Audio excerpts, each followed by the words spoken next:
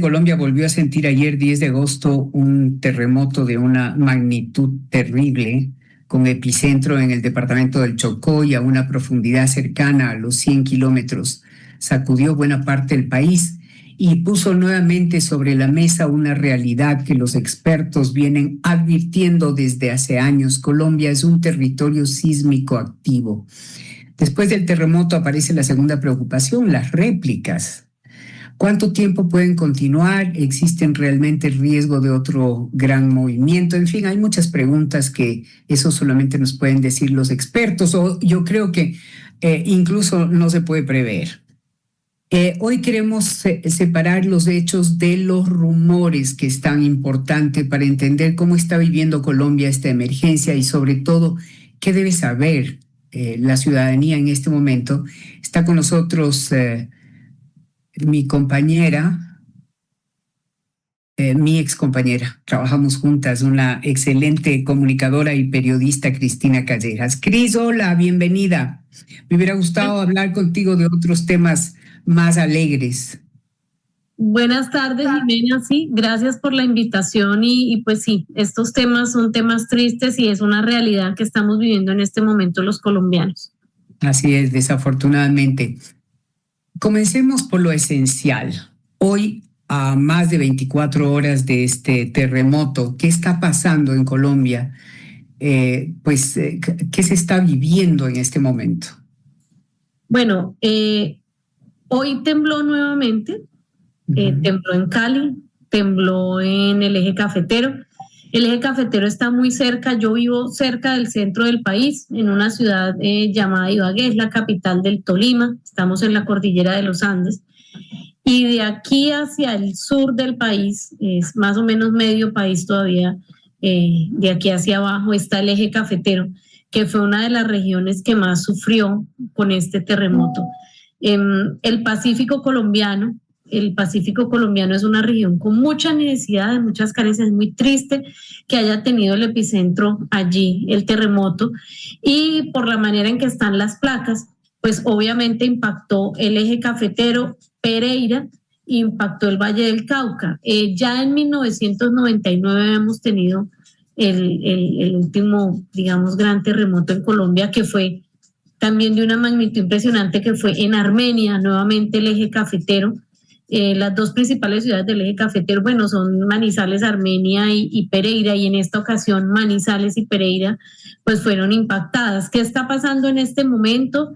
Pues hoy hubo dos temblores, uno como les digo, en Pereira, otro en Cali. Ya se imaginan el pánico de la gente. Manizales también, ¿no?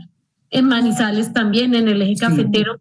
Armenia también, que es parte del eje cafetero, también tiene daños, definitivamente, pues no en la magnitud de las otras ciudades, pero tiene daños. Sí, tiene daños. Yo te cuento que una compañera de trabajo, por ejemplo, tuvo que dejar su apartamento con todo y no pudo subir ni a sacar su cédula, porque el edificio pues corre riesgo de colapsar. Incluso aquí en Ibagué, que estamos lejos de la zona y pues con una distancia del eje cafetero de kilómetros, aquí hay edificios que también sufrieron daño estructural. ¿Qué ha pasado? Pues en las primeras horas se habla de que hubo más o menos 99 réplicas del terremoto. Dicen los primeros informes que hubo alrededor de 50 durante las primeras horas, y obviamente ¿qué está pasando ahora? Pues todavía los organismos de rescate, los voluntarios están buscando personas en los escombros. Ya desde las ciudades empiezan a salir ayudas desde ayer, ayudas de comida. Los bancos de alimentos de todo el país se unieron para mandar alimentos a las zonas pues de desastre. También la capital del Chocó, que es donde fue el epicentro, es Quibdó, y en Quibdó también hubo muchos daños. La gente, de por sí esta es una región que siempre ha estado aislada y que tiene muchas carencias, entonces hacer llegar las ayudas allá es muy difícil, porque una de las principales vías de salida de Quibdó es hacia Pereira, y en este momento Pereira está incomunicada. A eso hay que sumarle que el aeropuerto sufrió daños, entonces está completamente incomunicado Pereira. Hay 7 aeropuertos del país en este momento con daños. con daños graves. Y aunque fue, digamos, en el Pacífico, toda esa franja del Pacífico, nosotros sobre el Pacífico colombiano tenemos el departamento del Chocó, que es selvático, tenemos el Valle del Cauca, tenemos el Cauca, donde entre otras cosas el volcán Puracé, que está entre Cauca y Valle del Cauca, está en alerta naranja, que no tiene relación directa con el terremoto, pero pues una alerta naranja en un momento de estos obviamente pone nerviosa a la gente. Y por último el departamento de Nariño. Entonces de estos 4 departamentos, digamos el que es más, que tiene más carencias y que sufre más es el departamento del Chocó, y Quibdó también está mucha destrucción, familias buscando sus familiares. Bueno, esa es, digamos, la situación. Los primeros informes hay, aunque las cifras oficiales del gobierno hablan de 181 muertos al mediodía de hoy, Asocapitales, que es la asociación que reúne las capitales de Colombia, habla de 222 muertos, más de 1.500 heridos. Bueno. Sí, terrible. Esto es verdaderamente, yo creo que un sacudón espantoso, tal cual. Ahora, definitivamente, pues el departamento del Chocó es un departamento bellísimo, pero en realidad es un departamento que tiene muchas carencias y a la que al departamento desafortunadamente al que siempre se le ha dado la espalda en general al Pacífico. Entonces sí es muy triste ver la destrucción ahí y cómo queda esa gente, esos ciudadanos. Esperamos que ahora sí, definitivamente, pues el gobierno mire hacia allá. Yo creo que es supremamente importante. Ahora, ¿qué sabes tú en este momento sobre los servicios básicos que pues no había en ninguna de estas zonas afectadas, estaban incomunicados? Ayer yo no pude hablar con una gran amiga mía que vive en Armenia justamente, estuvo incomunicada hasta la tarde, pero no había luz, no había gas, no había conexión. ¿Qué sabes tú de eso? Bueno, hay regiones del país, aquí donde yo vivo no fue tan duro y aún así todavía tengo problemas de internet. Ayer se fue la luz. Y hay regiones del país donde efectivamente no hay gas, no hay luz, agua. Anoche ya en Cali se restableció el servicio de agua. Yo tengo familia en Cali, estuve hablando con ellos y hasta anoche estaban sin luz, cargando los celulares en los carros, en los vehículos. Y sin servicio de gas. Claro, en situaciones como esta es muy peligroso, sin revisar las tuberías del gas, pues abrir el suministro de gas y que pues pueda haber una fuga, pues sería terrible. Entonces, por eso pues hay, digamos, tantas restricciones, y en el caso de la conectividad, las comunicaciones, pues claro, siempre internet es de las primeras cosas que deja de funcionar. Las llamadas telefónicas colapsaron, ayer colapsaron las redes en Colombia. Y poco a poco se ha ido restableciendo. Sé que en Cali restablecieron el servicio de acueducto anoche. Mi amiga de Armenia dice que ya en algunas partes ya hay luz. Bueno, digamos que después de una situación de esta, la gente trata de volver a la normalidad, entre comillas, lo más pronto, pero pues obviamente lo que te decía ahora, hay familias buscando a sus familiares en redes sociales, hay redes de ayuda, ayudando a conectar familias que no, pues claro, con la caída de las redes, con la falta de electricidad para cargar los celulares y con las distancias y todo el caos que se genera, pues hay personas que no han podido contactar todavía a sus familiares, y esa es pues la angustia, ¿no? Claro, por supuesto. Ahora, las labores de rescate, donde hay muchísimas personas que están apoyando y ayudando, también es complicada, porque yo veía el noticiero en la mañana, el noticiero de Caracol, y pedían que se acercaran las autoridades para que despejen un poco a todas estas personas que sí, que pueden ayudar, pero que también están complicando el trabajo de los expertos. Claro, digamos que especialmente en Cali la gente es, digamos que en general la gente es solidaria, y ante situaciones como esta pues nos saca del corazón los buenos deseos. Y en Cali particularmente digamos, culturalmente la gente tiende a ser muy cálida, solidaria.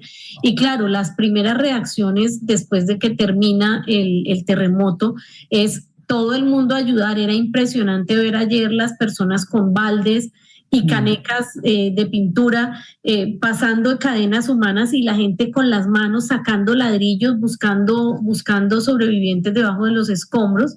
Y eso digamos que en primera instancia ayuda mucho, pero una vez empiezan a llegar los organismos de socorro, pues hay que abrirles espacio. Obviamente aquí está la Defensa Civil, la Cruz Roja, están los sistemas de gestión del riesgo departamentales, pues regionales, pero también ejército y policía concentrados todos en estas labores de rescate en este momento.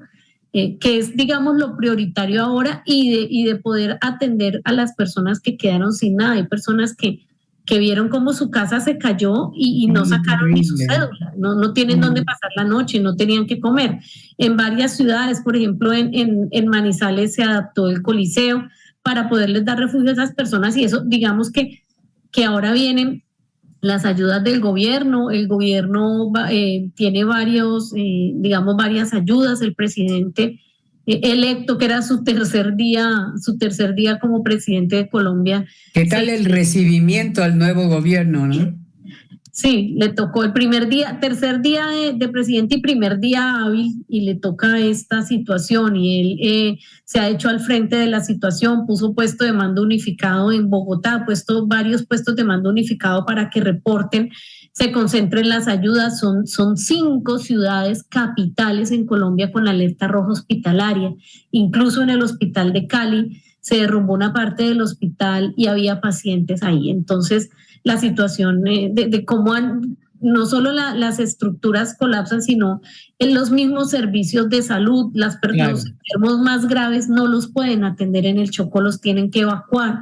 Entonces, digamos, todo esto ha sido un poco, pues un caos. Cris, se habla definitivamente del cinturón del fuego del Pacífico y que Colombia está dentro de ese cinturón. Bueno, está Ecuador también, están varios países. Esa afirmación sí necesita una explicación más precisa, por supuesto, de expertos, de geólogos, de científicos, en fin, de expertos en el tema. Pero ¿se habla de eso periodísticamente? Sí. Claro, dentro de lo que los periodistas hacen por tratar de que las personas se entiendan, porque además imagínense la cantidad de falsas noticias o de... de bulos en este momento por cantidades.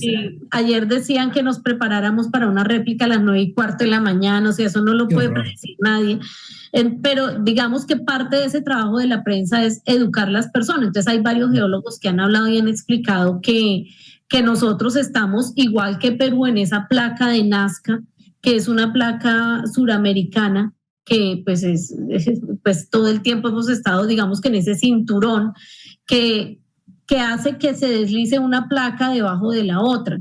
Entonces, eso digamos que es lo que hace que en Colombia haya tantos temblores. Yo no sé, tú recuerdas en Santander, en la Mesa de los Santos. Claro. No hay día que no tiemble, por ejemplo. Uh-huh. ¿Sí? Entonces, pues, digamos que estar en esta zona, sobre esas placas, pues hace que sea muy inestable y que situaciones como esta, pues, causen tantos daños. Estábamos hablando justamente del Chocó, un departamento que sí es complicado, que tiene muchas carencias, en fin. ¿Tú crees que en Colombia existe regiones más vulnerables que otras frente a desastres naturales, a acontecimientos? ¿Podríamos decir que sí? Sí, claro.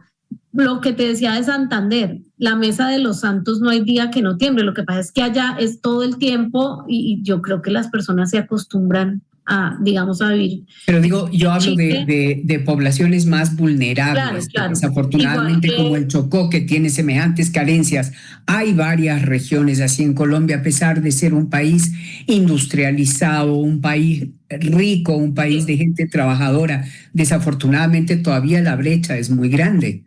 Sí, te explicaba un poco que sí hay unas diferencias geológicamente hablando. Por ejemplo, la Mesa de los Santos Santander tiembla mucho. Ya las personas se acostumbraron, pero su infraestructura está pensada para resistir, digamos, esa situación. Caso diferente del Chocó, que es una región que ha estado desconectada del desarrollo del resto del país, que es una región con difíciles vías de acceso. La mejor autopista para el Chocó es el río Atrato. El río Atrato recorre al Chocó de arriba a abajo, pues no por completo, pero pues la mayor parte del departamento, y es la mejor vía. Y resulta que allá la vida es diferente, es una zona selvática, los servicios públicos no son como en el resto del país, el desarrollo, una región desconectada del resto del país, una región riquísima porque tiene todas las riquezas naturales. Así es. Tiene madera, tiene oro, tiene biodiversidad en grado sumo, es la región más lluviosa del planeta, en fin, tiene una cantidad de cosas y lastimosamente es una región con muchas vulnerabilidades, tantas que en su capital, Quibdó, no hay el nivel hospitalario para atender a las víctimas más graves del terremoto y las tienen que trasladar. Y eso ha sido históricamente el Pacífico colombiano, un poco también la Amazonía. Entonces hay regiones de Colombia donde esa vulnerabilidad en servicios, en infraestructura, en conectividad, pues hace que situaciones como estas sean mucho más complejas. ¿Qué pasó con San José del Palmar? Pues San José del Palmar es un lugar pequeño, sin edificios. Entonces, afortunadamente allá no había edificios y sí hubo daños, pero imagínense lo que hubiera sido San José del Palmar con estructuras y con edificios, hubiera sido... Claro que fue el epicentro ahí. Hubiera sido borrado el mapa. Entonces, con eso se hacen ustedes una idea de esta región del Pacífico colombiano y sus carencias. Claro, no es la única región, unas zonas del Cauca también, de Nariño. Digamos que hay zonas muy alejadas con muchas carencias, pero hay otras, especialmente las ciudades principales y alrededor de ellas, que tienen mucho más servicios y pueden superar más fácil una situación de estas. Bueno, definitivamente yo creo que las normas de construcción sismo resistentes en el país tienen que cambiar después de esto, y eso pasó en Armenia después del terremoto de 1999, cambió completamente, pero lógicamente porque además es una región absolutamente diferente al Chocó en cuanto a desarrollo, pero es hora de volver, de ver hacia el Pacífico, de ponerle cuidado a estas normas que son tan importantes. Ojalá veamos qué pasa con este nuevo gobierno, por lo menos la reacción que ha tenido, aparentemente es una reacción que da esperanza a los colombianos. Sí, nosotros estamos, digamos que todo el país se ha unido alrededor del terremoto, dándole esperanza a las víctimas, ayudando, aportando cada quien desde donde puede. También digamos que de la arquitectura tradicional de las ciudades están las iglesias, las basílicas, las catedrales que también tuvieron daños. Ustedes han visto los videos. Pero sin ir más lejos, acá en Ibagué, que estamos muy lejos, la catedral también tuvo daños. Entonces eso nos permite hacernos una idea de la magnitud de lo que empezó a pasar, sobre todo en estructuras antiguas. Cris, yo creo que hay que tocar un tema que nos atañe a las dos, y es ¿qué responsabilidad crees tú que tienen los medios de comunicación en una emergencia como esta? Yo creo que en una emergencia como esta los medios... es mucho lo que podemos hacer y ayudar. Una parte es reportar, pero otra parte es educar a la gente y contarle qué es lo que está pasando para que no caigan en fake news, para que no se angustien, para que no entren en pánico, para que no... Incluso hay personas que aprovechan estos momentos para desfalcar, para robar, para engañar. Y los medios también, en situaciones tan críticas como estas, nosotros podemos ser puente. En muchas partes donde no hay electricidad, no había conectividad ni señal, la única antena y la única posibilidad de comunicación era el medio que logró llegar allá. que logró llegar allá con su infraestructura. Entonces, los medios en muchos casos, tal vez nosotros estamos acostumbrados, somos de la escuela de seamos objetivos, informemos, pero realmente en circunstancias como esta es mucho lo que podemos hacer, sobre todo educando a la gente y explicándole la verdad de lo que está pasando, la verdadera situación. Ayer circulaban por redes cualquier cantidad de perdí a mi familia y necesito llegar a buscarlos, sáqueme de aquí, deme dinero, bueno, en fin, la gente aprovecha y digamos Claro, que es un momento para eso. desafortunadamente. Y lo que yo te contaba, va a haber réplica a las 9:15, eso solamente genera pánico. Claro, ahora definitivamente hay que destacar la labor de información que los medios colombianos siempre tienen. Yo creo que el periodismo y los medios de comunicación colombianos son un referente mundial. Ayer no dejaron de informar durante todo el día a partir de este desastre. Y Jimena, perdóname, y una cosa que me impresionó, no sé si tú la viste. Hubo en plena transmisión, porque pues esto fue 7:34 de la mañana, donde muchos medios están al aire, en plena transmisión, un periodista, si no estoy mal, no puedo decir la cadena, ¿cierto? Sí, puedes decirlo, por supuesto. De RCN estaba transmitiendo, no recuerdo si desde Medellín o desde Pereira, y lo agarró el terremoto. Y este hombre, otro, sale corriendo. Era así, no se podía ni estar quieto en la cámara y se agarró del escritorio y siguió informando. O sea, qué impresión que me dio. Qué profesionalismo. Pero te digo que varios medios. Qué macho, pues ese fue el que yo vi. Qué macho aguantarse ese, pues claro. Aguantarse semejante momento informando, diciendo a la gente, está temblando, está... Así es. Yo veo todos los canales colombianos, la verdad, y las noticias desde la madrugada. Y la verdad que fueron muchos medios que prácticamente todos estaban al aire cuando empezó esto. Impresionante la reacción, el profesionalismo y cómo trataban de pedir calma a la gente y ellos aterrados, sentados en la mesa de trabajo. No, yo estoy absolutamente convencida que el periodismo colombiano es un referente de profesionalismo a nivel mundial. Se me acabó el tiempo, Cris. Me encanta haberte tenido aquí. Lástima que sea por este tema tan triste. Yo estoy muy afectada. Tú sabes que Colombia es mi país también, como colombiana de adopción y además un país al que quiero con toda mi alma y al que le tengo una gratitud inmensa porque me sentí valorada como profesional permanentemente. Tú y yo trabajamos juntas, trabajamos duro y también disfrutamos mucho de esto que amamos, que es el periodismo. Y pues ya sabes que siempre te recuerdo con mucho cariño y espero tenerte pronto por acá.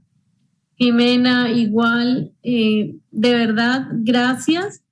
Y por esas lindas palabras, esta es tu patria, tu casa, y bueno, aquí también cuando quieras, qué triste que sean estas circunstancias, pero esperemos que podamos salir de esto muy pronto. Ya empezaron a llegar ayudas internacionales para ayudar a salir de toda esta situación que prácticamente está en medio país, prácticamente. Así es. Mi Cris, un abrazo. Estamos hablando muy pronto por otros temas que tenemos pendientes. Un abrazo grande, un beso a tu familia. Gracias. Chao, chao.